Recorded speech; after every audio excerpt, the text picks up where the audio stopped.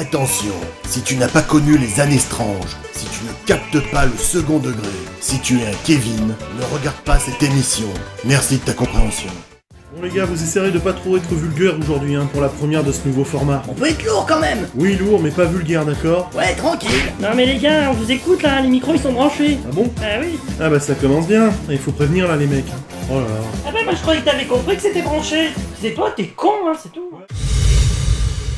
En ces temps de Grace Kelly 1978, le magazine Strange fête dignement ses 100 numéros qu'il a su diffuser depuis un peu plus de 8 ans en échappant à l'ordurière censure catho-bolchevique.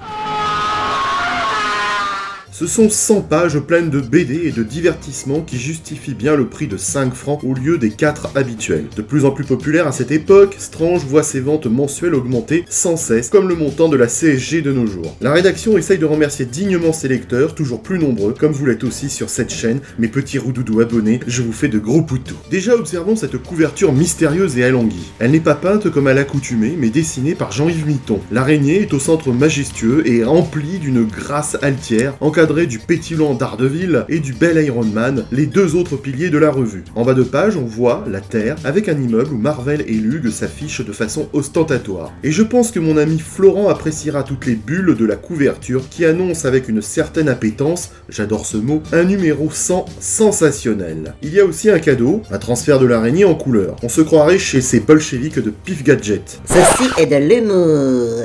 Allez, rigole, salope!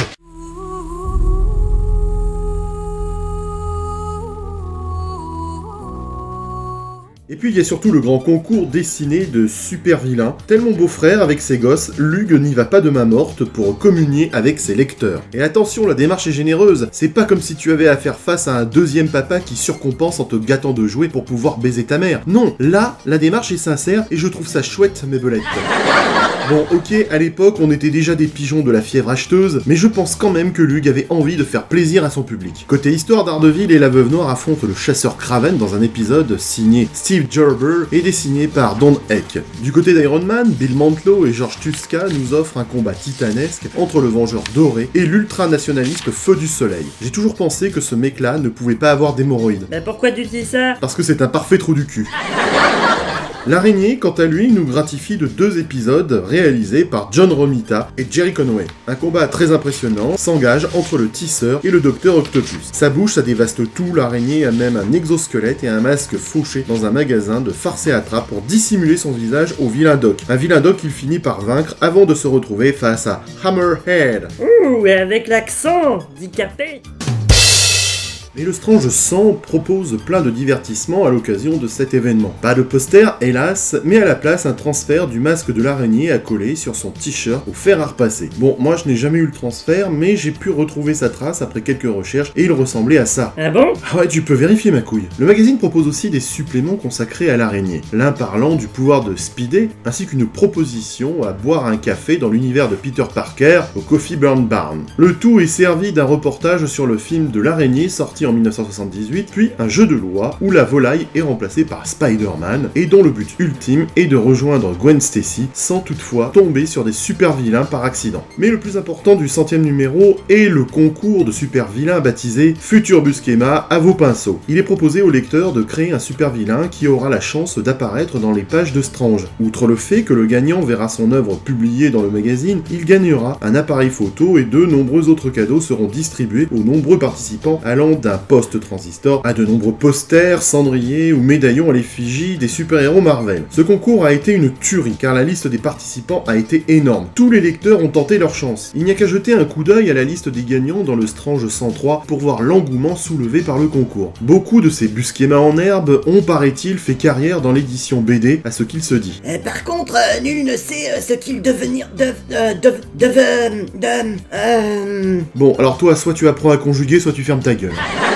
Au final, c'est Olivier Corbex qui a eu le privilège de voir son œuvre publiée dans le Strange 105. Son super vilain a été dessiné par Ciro Tota et publié en une petite histoire de 2 pages à la fin du Strange 105 que je vous montre là de mes doigts graciles. Un certain Fulgur affronte la chose et l'araignée dans une fable un petit peu écologiste. Purée, vous imaginez le trip pour cet Olivier Corbex de voir sa création diffusée dans Strange, un lecteur de Strange se retrouvant au cœur de la French Touch lyonnaise. Des comics qui ont de la gaule. Ça le fait. Il est étonnant de voir qu'un tel prix ait pu être concrétisé de la sorte, d'autant que le fulgure de Monsieur Corbex est associé à 2 personnages emblématiques de Marvel mis à disposition pour le concours. Luke en profite d'ailleurs pour remercier Marvel d'avoir joué le jeu, chose qui serait absolument impossible aujourd'hui avec tous ces putains de droits d'auteur. Franchement, Marvel, c'était quand même autre chose à l'époque, y a pas à dire, hein. Accepter de prêter 2 de ses personnages pour enjailler un petit jeune dans une revue, chapeau bas. Alors regardez ce que vous êtes devenus, bande de bâtards. Bref, un numéro 100 parfait, généreux et absolument réussi, si Luke avait pas déconné à la fin, dans les dernières pages. Je remercie l'un d'entre vous dans les commentaires d'une vidéo précédente d'avoir attiré mon attention sur la méga bourde de Luke dans les suppléments dédiés à Spider-Man. Et oui, parce que dans le genre grosse bourde à la con, Luke a certainement fait la plus grosse de toutes. Dans l'article consacré à Spider-Man, Luke explique les relations qui lient Spider-Man à la famille Stacy. Parlant d'abord de la mort du Captain Stacy dans le Strange 87, l'article trouve le moyen de tuer le suspense avant sa publication puisqu'il révèle 4 numéros avant la diffusion que Gwen va être tuée par le bouffon vert. Et là, si t'es lecteur de Strange, la seule chose que t'as envie de dire c'est...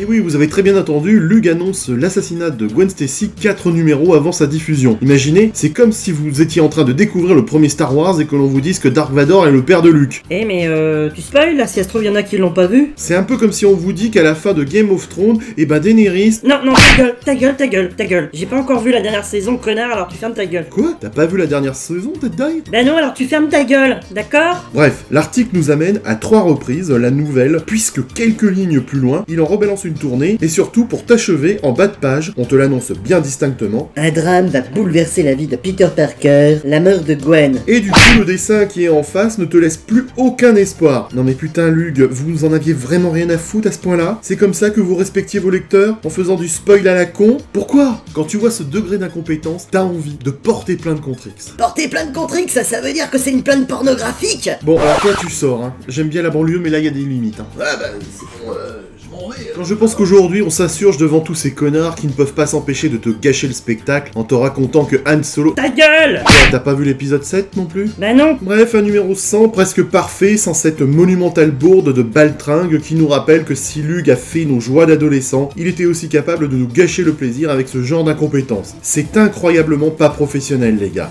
Allez, à bientôt mes doudous. Non, mais sérieux, tu savais pas que Daenerys... Ta gueule, je te dis! T'es vraiment un baltringue toi aussi. Mais quoi? Attends, s'il y a 35 ans t'as pas vu la fin de Game of Thrones, c'est que t'as raté ta vie, hein.